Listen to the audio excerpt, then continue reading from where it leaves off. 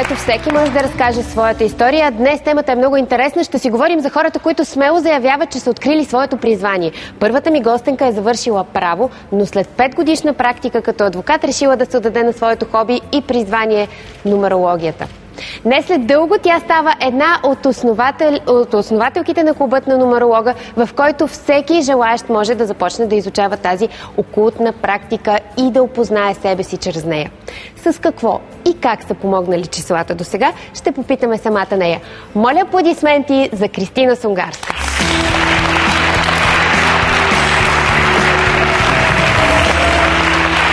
Здравей! Здравей, много заповядай и на мен също. Заповядай. Благодаря.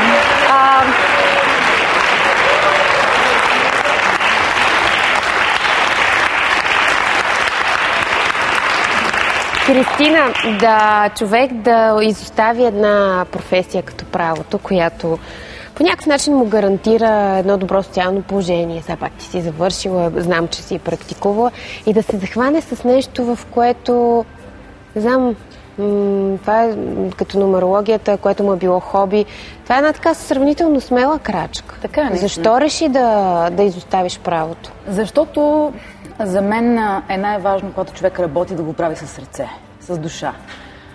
Тогава професията става нещо като второто аз, както се казва. И тогава човек е най-пълноценен, най-спокоен. Защо не е печеливш? Тогава, когато е добър. Когато това, което правиш, идва от сърцето. Абсолютно. И изостави правото. Преди колко години беше това? Може би преди 3 години. И започна. От колко време се занимаваш с нумерология? Как се влюби всъщност? Как стана хобито твое? Бях на 17 години, все още нямах пълнолетие, когато видях известната наша българска нумероложка Нели Колева. Да. И много така ми се стори несериозно. Нумерология, астрология, нали? Тогава преди много години това беше изключително така неестествено. Нали? Никой не вярваше в това нещо, нали, като цяло, но реших просто с една по-сериозна крачка да се запозная с нея, понеже самата жена ми хареса. Нали, като излъчване, да. Просто като излъчване ми харесва, като начин на изразяване, като всичко, така да се каже. И намерих я след едно определено време, направи ми една прогноза, за която аз бях доста разочарована, естествено, защото... Сбъдна ли? Не сбъдна се, да.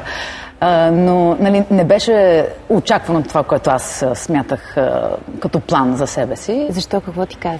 Имах тогава сериозна връзка и мислих вече да се омъжа, да имам семейство и така нататък. Бяхме така вече на 3 години в нашето приятелство. Нямах се, защото бях завършила, но все пак плана и беше такъв, нали, като цяло. Просто даже попитах кога ще бъде сватбата, едва ли не, или кога между нас ще има съчетание, деца и така нататък. Тя каза категорично, такова нещо няма да има. И аз бях доста разочарована. А ти като правиш прогноза сега на някой и той се разочарова, как реагираш? Ти ще да го успокоиш по някакъв. Значи аз умея вече така да поднасям една информация, че да не бъде стресираща за човека и да покажа по-добрата страна на една информация. Нали, тогава, може би, за времето си, нали, и тя е била в началото, нали, на нещата, а може пък точно така е трябвало да бъде. Нали, да бъде категорично казано по този начин, защото след 1 година по-късно се върна при нея. Въпреки, че те стресира. Да, въпреки, че ме стресира изключително, но 1 година по-късно се върнах при нея и казах... Щом като съществува такова нещо, аз просто трябва да го взема. Трябва да го науча, да видя какво е това нещо. Аз съм изключително любознателен човек като цяло. И останах при нея в продължение на 11 години. На 11 години? Да. Тя те обучаваше. Да. Трябва ли да притежаваш някакви особени способности, за да се занимаваш с нумерология, или просто тя се учи, всеки би могъл да Всеки би могъл, да. Този човек, който има любов към езотерията. Или значи, може би по-силна интуиция да има човек. Интуицията се развива с времето. Когато започнеш да работиш с цифрите, те ти дават начин, по който да стигнеш по-лесно до информацията. И определено това си е вид интуиция. Но колкото повече работиш, колкото повече добре се чувстваш, когато го правиш, то ти носи една наслада, една интуиция, даже така от само себе си. То не е да го предизвикаш, не е да чакаш някаква светкавица в главата да ти дойде да прогнозираш. Просто свикваш с материала. Свикваш с материала. Да. Винаги съм си мислила има ли нещо, което ти не би не би казала?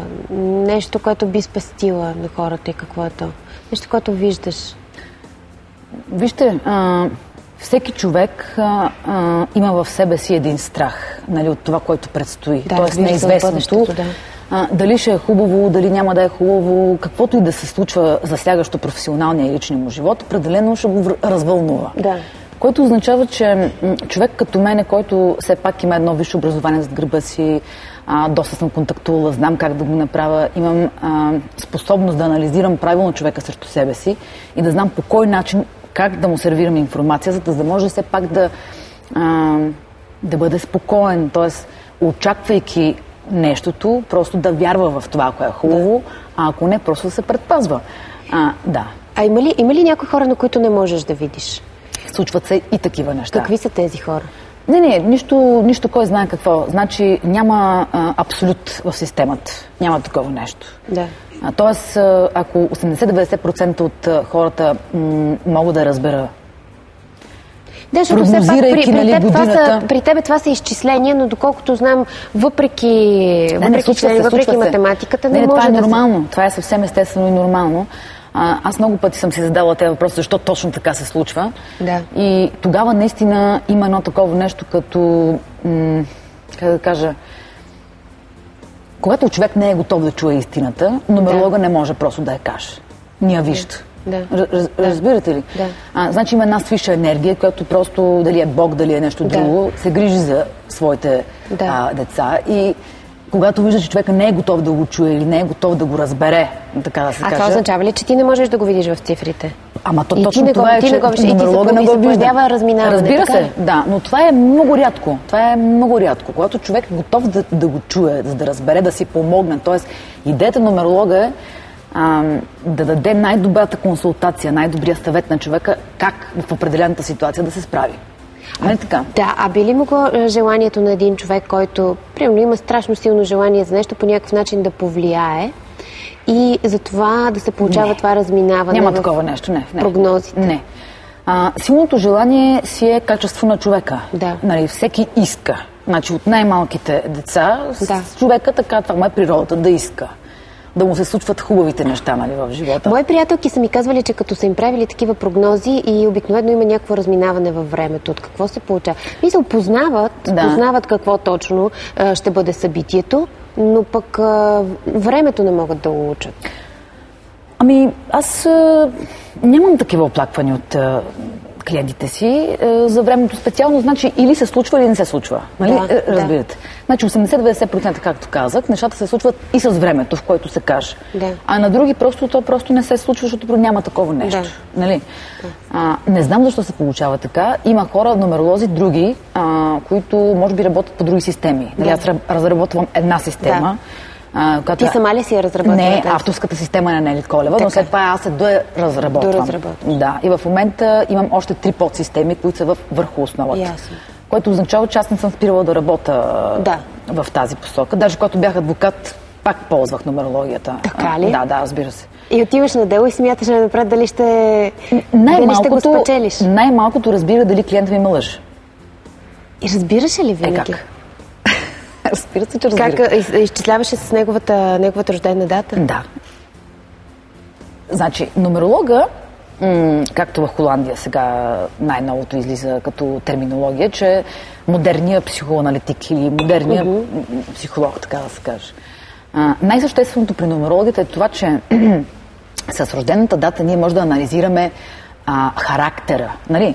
Тоест, дали послъгва или не послъгва един човек, това си е вътре черта от характера. Което означава, че малко или много може да се предпаза. Особено когато говоря за нещо което толкова специално като дело. Да. Да. Твои колеги идват ли да се съветват преди дело с теб? Значи, когато започнах 97 година образованието си, от тогава имам колеги, с които до ден днешен не сме се разделяни. Ние сме по принцип най-добри приятели. Станала съм кръстница на някои от децата им, така да се каже. Много от тези хора са вече по стълбицата, в кариерата, в държавата и така нататък. До ден днешен ми се обаждат по телефона да ме питат, ама кажи сега тук този ден, онзи ден, не знам си какво си. Разбирате ли? И успяваш ли? Винаги ли ги познаваш? Ами така се оказва, че се случва. Магия. Просто се случва магия. Не в този смисъл. Да, разбирам. А има ли хора, които никога не може да им се прогнозира нищо? Много специални. Не всички. Няма такова нещо. Има определен период. Всеки човек минава един определен период в живота си. Когато взима своя урок. Докато човек се учи на нещо, той е по-страхлив. Той е по-несигурен. А когато вече си вземе урока, той става доста по-самоуверен в това, което прави. Да, и готов да чуе. И е тогава готов да чуе своята прогноза. Да, и тогава. Някои хора, които са с по-силни енергийни полета, с така наречените кристални деца, по-специални хора. И в нумерологията има цифри, които показват спецификата на детето. И ти можеш да определиш според датата? Разбира се. Не, аз направо го виждам. В смисъл, има си определени Трябва ти само датата? Да. Моята дъщеря на 1 август 2005 година. Ще се видим на 4 очи, специално за Ава. Да. Обещавам ти. Наистина ли, защо така специално за Ава на 4 очи не можеш да кажеш? Не, напротив, това е една система, в която му трябва време. Аз не мога така наизуст просто да ги сметна всичките неща, защото те са 3 подсистеми, в които се използва трябва ти химикал, за да го сметнеш. Ти използваш компютърна... Трябва ти елка направо. Компютърна система ли използваш или можеш... Сега в момента се разработва и компютърна система. Значи това е сериозна история. Не е просто така. Да, аз съм сигурна, това си е наука. Наистина, това е като астрологията. Да, астрология, математика. Ние ще си поговорим и за дали има връзка между нумерологията и астрологията. Това ще го направим след кратката пауза. Уважаеми зрители, след малко ще ви срещна с мъжа, който Кристина определя като нейната дясна ръка. Останете с нас, за да научите кой е той.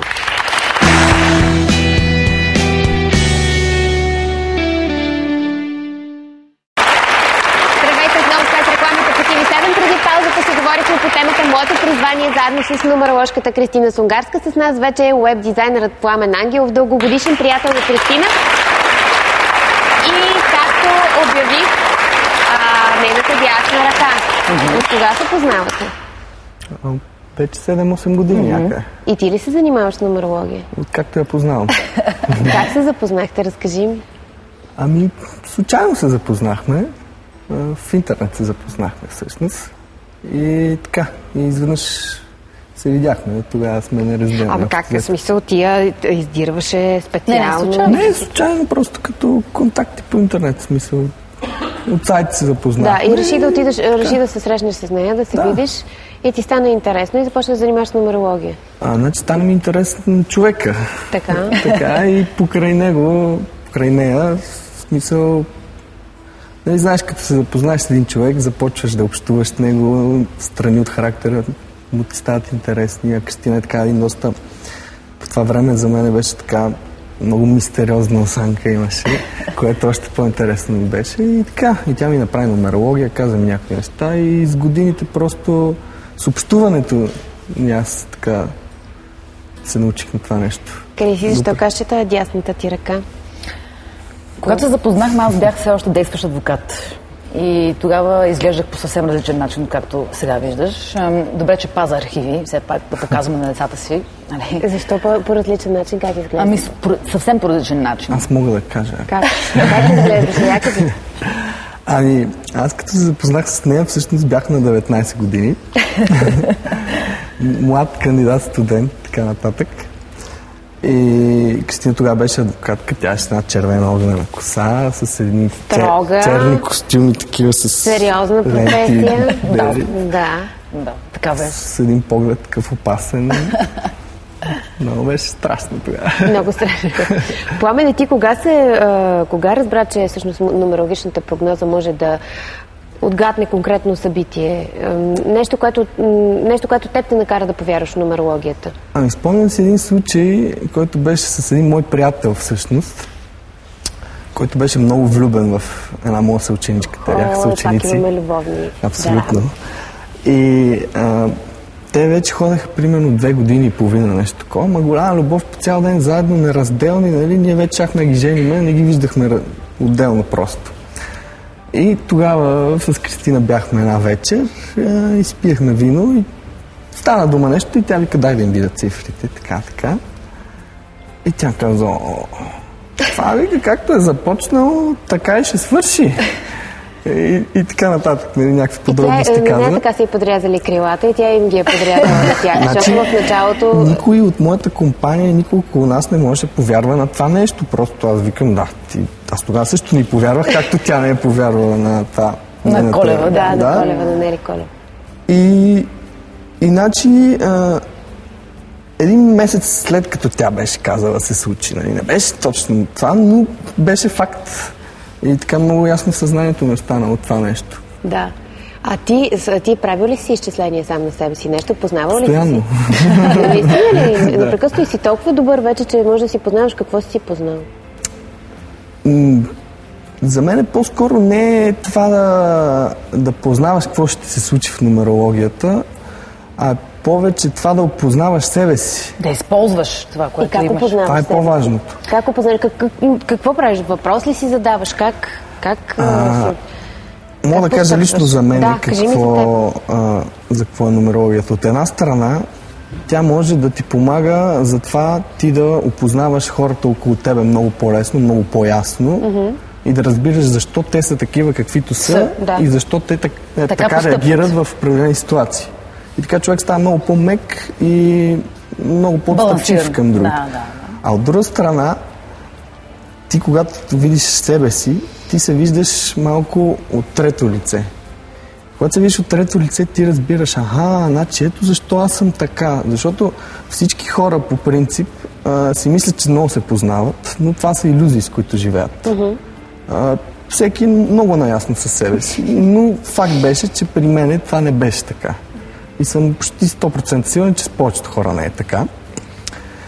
И когато все повече и повече обръщаш внимание на това нещо, ти с времето разбираш наистина ти кой си и отпадат едни такива грешни вярвания в себе си, които само една нервност ти носят. Когато ти знаеш защо си така и защо си реагирал така, ти си ти и ти е леко на душата. А също би могъл да направиш и прогноза за отношенията ти с някой човек. Абсолютно, да. Дали ще се съвпаднеш с някой. Паралелно правиш прогноза за себе си и за него. И цифрите ти дават отговор на въпроса дали може да има между вас съвместимост, се казва това. Или синастрия в астрологията. Значи, противоречието в един човек се открива, как да кажа, като на първо време. Тоест, самото противоречие вътре в самия човек. Тоест, най-сериозната ни работа, докато ние сме тук долу на земята, е това да работиме с себе си. Да опознаеме себе си, да работиме върху себе си, защото то е много лесно да кажеш. Да се развиваме, да се чрез грешките разбира се, и да се допълваме, когато намерим един партньор, с когото ни е приятно в компанията ни. Мен ми се иска да покажем, уважаеми зрители, и следващата ни гостенка, която е видяла Кристина по телевизията, както ти, Нели, по телевизията и решила, че на всяка цена трябва да се свърже с нея. След срещата си с нея, тя рязко променила курса на живота си и започнала да се занимава с нумерология и астрология. Моля аплодисменти за социолога Сюзан Халил.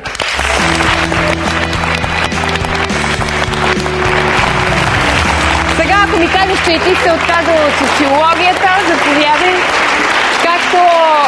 Както Криси се отказала от правото, сега и аз като срещна Криси, и аз трябва да се откажа и да всички да станем нумеролози. Чак пък така. Това говорим за призвание. Да. Това е инструмент, който ползва. Разкажи ми, ти я видя по телевизията и какво толкова те привлече? Как се свърза с нея? При мен историята е така много интересна, защото аз още като я видях, просто я усетих, почувствах, имайки в предвид това, че не бях и чувала за нумерология, и в едно предаване телевизионно тя с 3-4 изречения каза нещо за нумерологията. Даже сега не си спомням точно какво беше, обаче много силно ми въздейства това, което тя обясни. И в един момент си казах, аз ще стана нумеролог, това е за мен. Аз ти казах. Сега след това предаване сигурно ще имаш още нумеролози. Да, и просто в него миг реших, че аз ще се свържа с тази жена, ще отида... Да ти направи прогноза ли? Не да ми направи прогноза, просто да почна въобще направо да уча тази наука. Усетих и отрас и реших да зарежа това, с което преди това се занимавах и работата, която работех преди това. Така или иначе, тя не ми носеше нужното удовлетворение. И то стана много бързо. Още същия ден влязох в нейния сайт, по нумерология, където тя е публикувала така доста информация. И писах и един имейл, на който тя ми отговори още следващия ден. Казах, че искам да посетя нейните курсове. И те така се наредиха нещата, че още септември просто... Това преди колко време беше? Това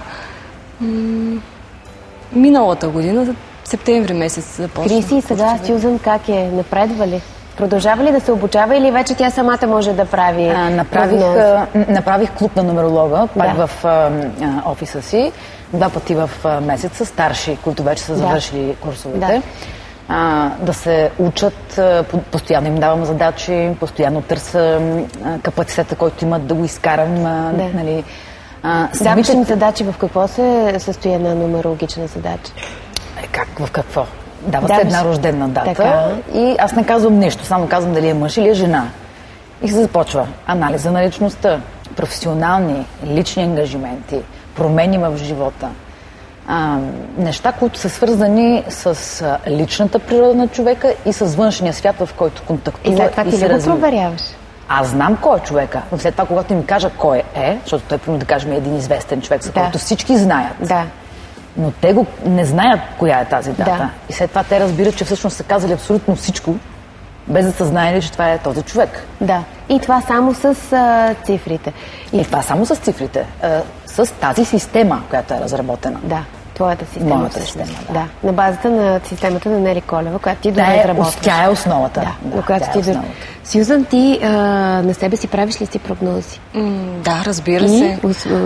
Успявала ли си да си познаваш? Абсолютно. Събития точно с времето? Ами да, точно събития с времето и на мен лично нумерологията много ми помага да, ако искате така, вярвайте, но да взимам и решения как да действам по-нататък в определени ситуации, как да подхождам с хората в обкръжението си. Примерно, ако съм имала някакви проблеми, някакви недоразумения с тях, обяснявам се защо е така и даже почваш да не ги съдиш толкова, да не изискваш толкова от тези хора. Не се ли самосугестира човек по този начин? Не се ли самосугестира човек по този начин? Тоест ти да се настройваш всеки път, когато...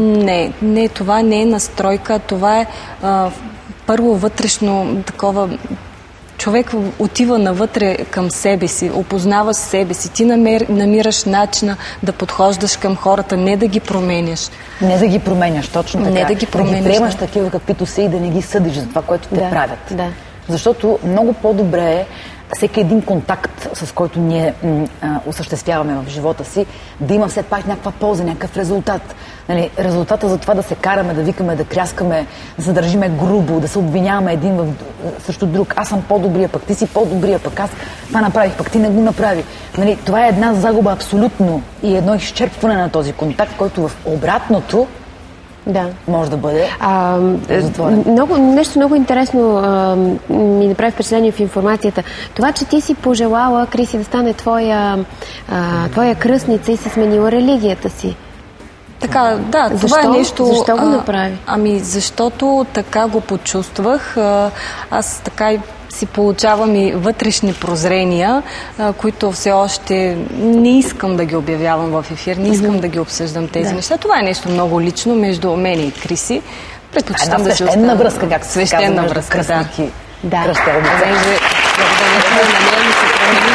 Много хубаво така човек, като срещне друг, който може да промени живота и да го насочи в определена духовна посока, като все едно да срещнеш духовната си майка.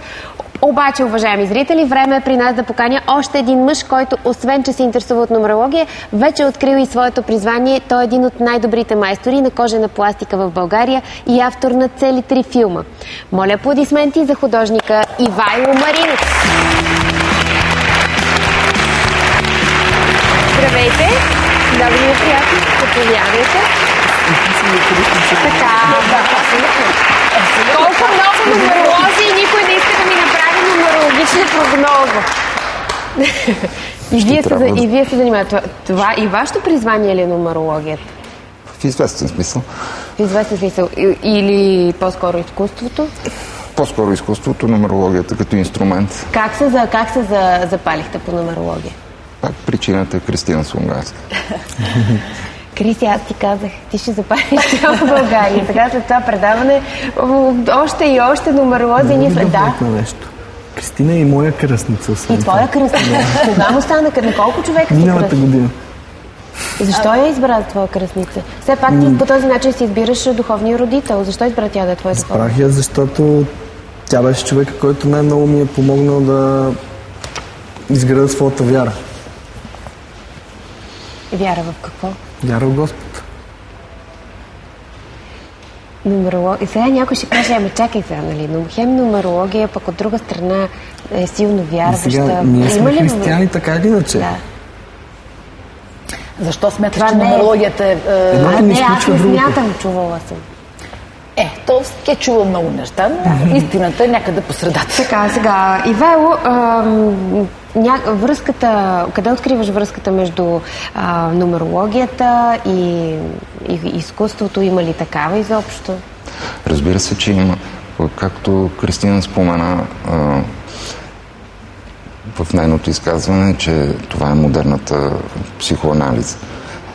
Тя дава възможност като инструмент да бъде ползвана в всички направления.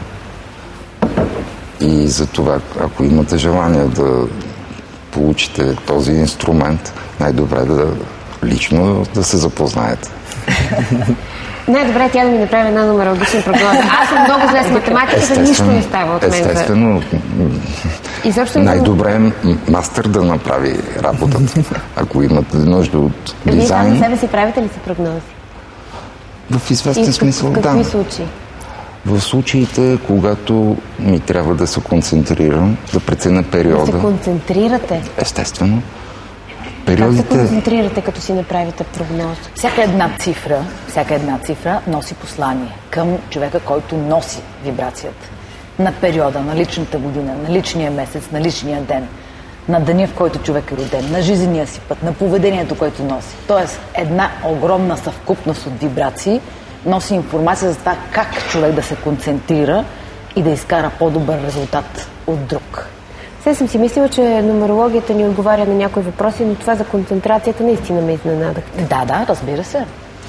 На малки деца, доколкото съм чувала, не е хубаво да се правят прогнози. Има ли някаква истина в това или не? Вижте, значи за малките деца е най-важно първо да оцелеят, след това да бъдат здрави, да имат един живот нормален, социален.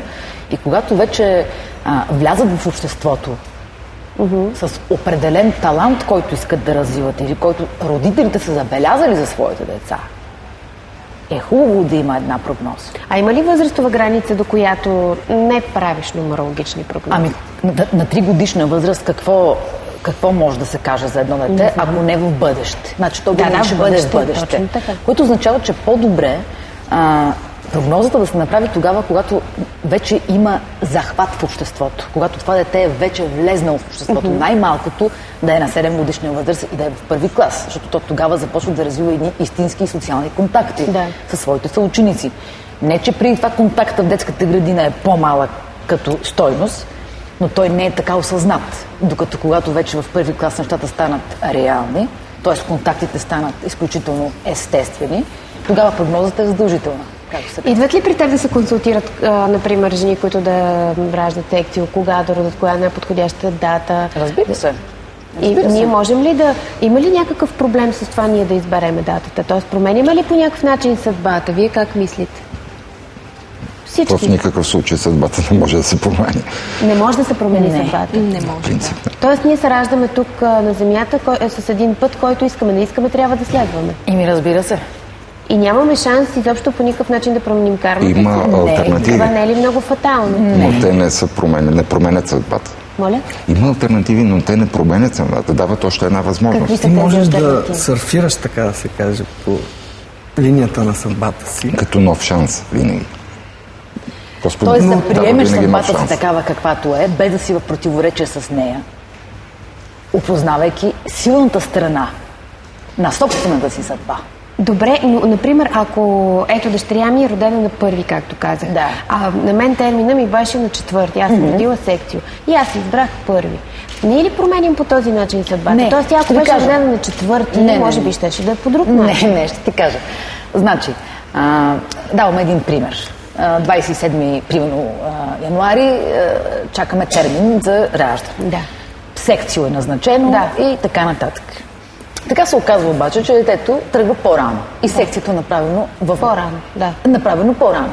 Има деца, които си изчакват точната дата, която е избрана, но тя е в абсолютно съглашение. Както с плода, така с майката, така и с доктора, който го извършва, нали, най-малкото. Да. Докато има деца, които тръгват по-рано от термина, който е избран, или най-малкото от датата на секциото, така да се каже. Така че секциото пак е извършено. И това пак си е част от съдбата. И трябва да се родиш. Същото е и обратното. Има деца, които прехвърлят термина си, нали, така да се каже. Но тогава няма как. Тогава трябва да се направи задължително секцио, защото на всяко дете му е хубаво в отробата на майката. Не бърза да излиза, което означава, че когато е нужно, трябва да има такава намеса. Същото и с жените. Значи, едно време са раждали по полетата и така нататък, къде доктори, какви 5 лева и така нататък. А сега в момента имаме поръчка на доктори, екипи се избират. Това е страшна супойки, безупойки. Това е едно страхотно сплетене в интерес на истината. Така че няма как ние сега в момента да откриваме топлата вода.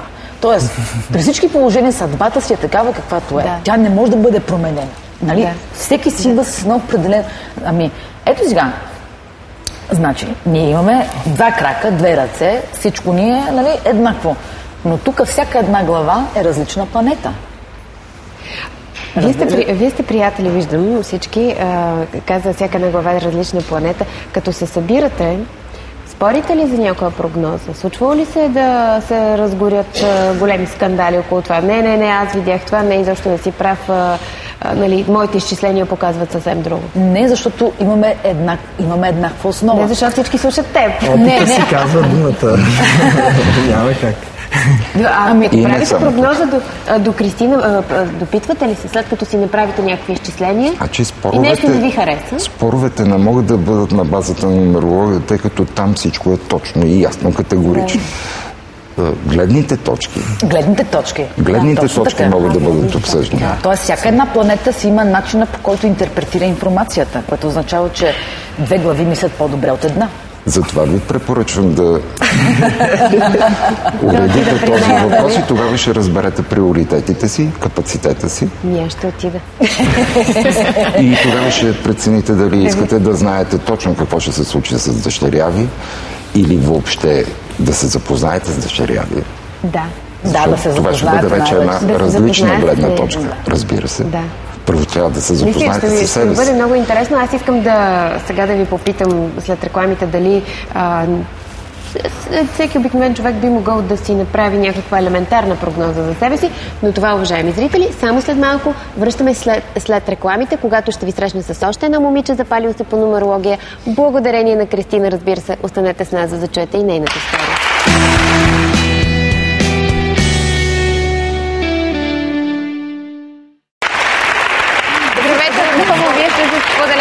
В студиото днес си говорим по темата "Моето призвание" заедно с Кристина Сунгарска, Пламен Ангелов, Сюзан Халил и Ивайло Маринов. И с нас вече е студентката по връзки с обществеността Калина.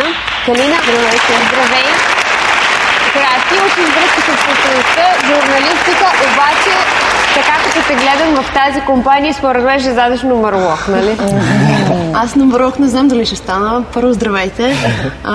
Но връзката ми с Кристина, освен с нумерологията, е и много по-особена. Ние се познаваме, как да кажа, преди аз сама да познавам себе си. Всъщност аз съм дъщеря на първата ми учителка по балет и освен всичко Кристина и балерина.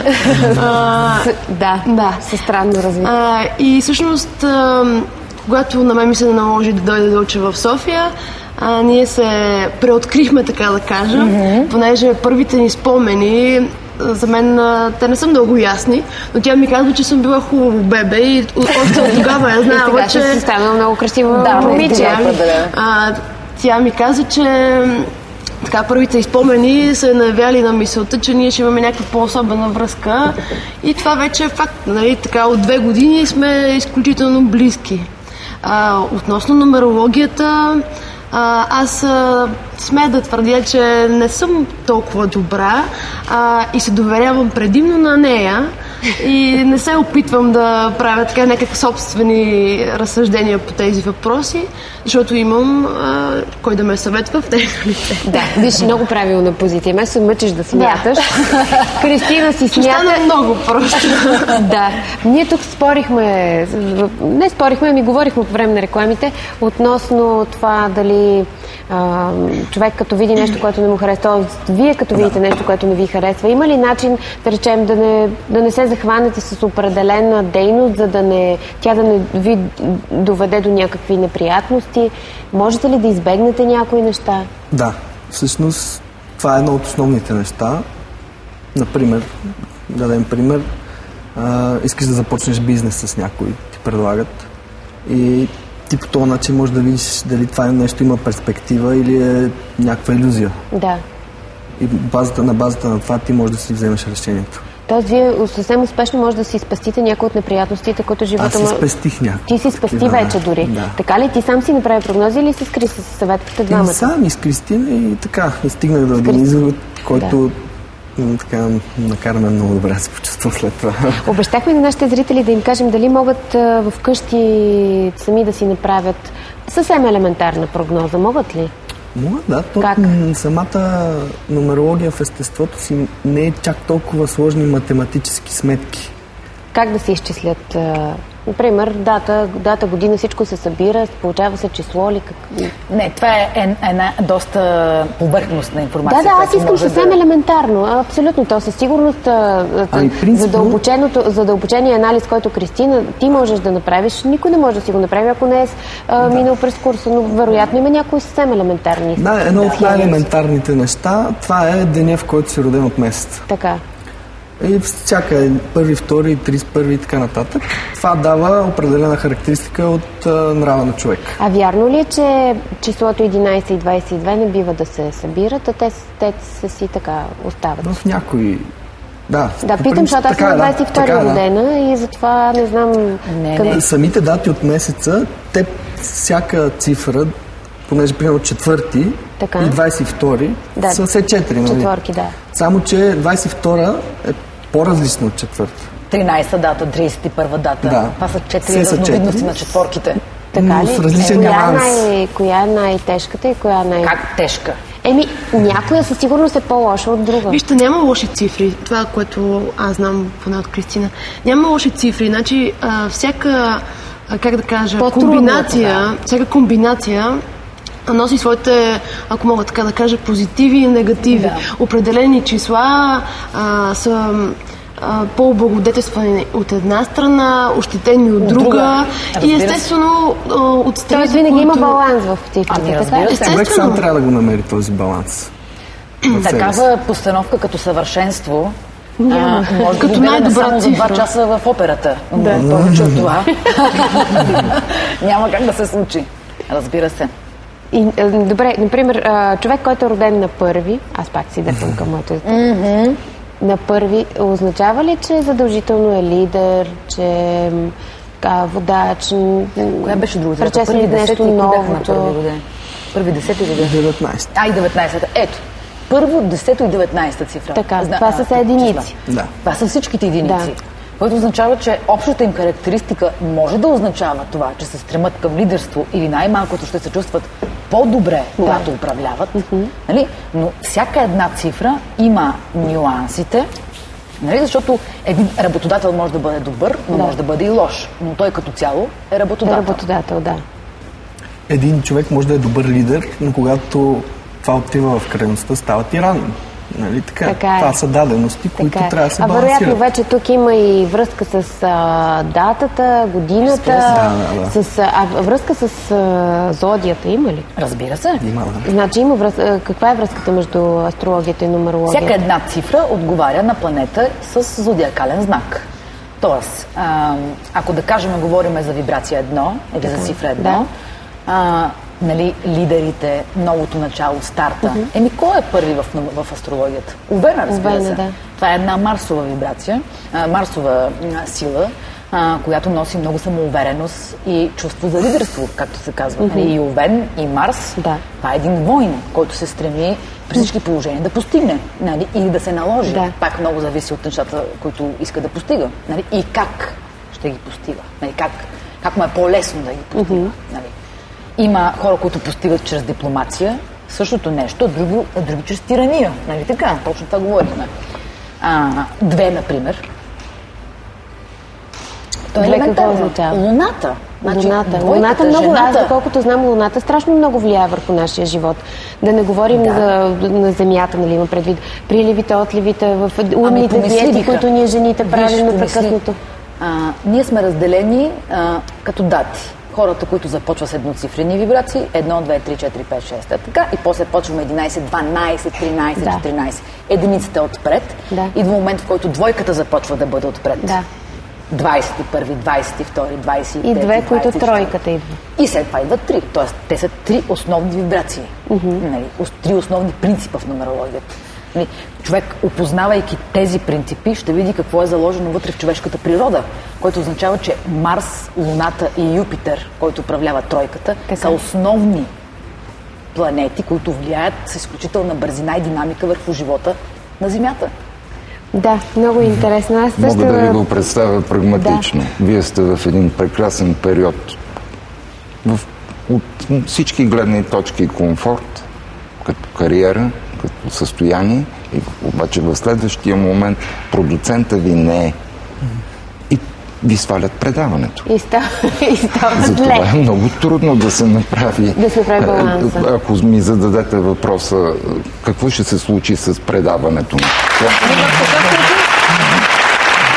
такъв случай стигаме отново до това, че всичко така иначе комплексно. Тоест, ние не сме и да направим прогноза за мен самата. Това означава, аз все пак си взаимодействам с много други хора около мен и съответно тази прогноза може да се променят нещата. Те зависят от влиянието и отношението между аз съм на мнение, че има свобода в човешкия избор и воля. Ние не сме едни машинарии тук, защото имаме чувства. Ние всичките сме изтъкани от едни емоции, от едни чувства. Значи това е една невидима енергия, едно невидимо нещо, което стои вътре в човека, но то не може да бъде изкарано с един тигел и да го гледаме сега, да го разглеждаме сега какво е точно, нали? Така, нали? Това са неща, които не подлежат на контрол, което означава, че не можем да говорим за машина, за робот. Тези чувства са в непрекъсната промяна. Един път ревем, един път се смееме, един път искаме да правим любов, друг път искаме да легнем да спиме. Нали, всичките тези неща, тези емоции, които минават през нас, имат характеристика. Защо? Искам да ви кажа, че е изключително сложна наука нумерологията, от всичко, което аз чувам, защото тя съвсем не е да седнеш да си изчислиш датата, месеца и годината и да извадиш от интернет две числа. Това си съвсем дълбока психоанализа, съчетава се с астрологията и... Аз това искам да кажа. Не знам колко време е необходимо един човек да се обучи да бъде добър нумеролог. Нека да кажат... Колко време е необходимо? Според мен това няма край. Не, имам предвид да бъде такъв окей. Да получите основата. Да получи основата, да е на някакво средно ниво, защото човек, разбира се, във всяка една професия се развива непрекъснато. Той не може да стои на една. Значи, ако трябва да се раздели на нива. Да, ако трябва да се раздели на нива. Още в първо ниво може да се усети периода, за който е необходим, за да получите достатъчно натрупване на информация. Много индивидуално. Аз имам възможността да наблюдавам курса на Кристина отстрани с лични подбуди. Да. След първото ниво, изобщо след всеки курс, ми прави огромно впечатление лицата на курсистите. Лицата на курсистите? Да. Аз това наблюдавам. Малко на секта тук. Пламен казва малко на секта. Не, между другото, наистина, мен ми е страхотно интересно. За съжаление, обаче, аз трябва да закривам предаването, но надявам се да дойдете отново и да продължим да говорим, защото тък му навлезнахме вече в по-дълбоки води и трябва да приключваме.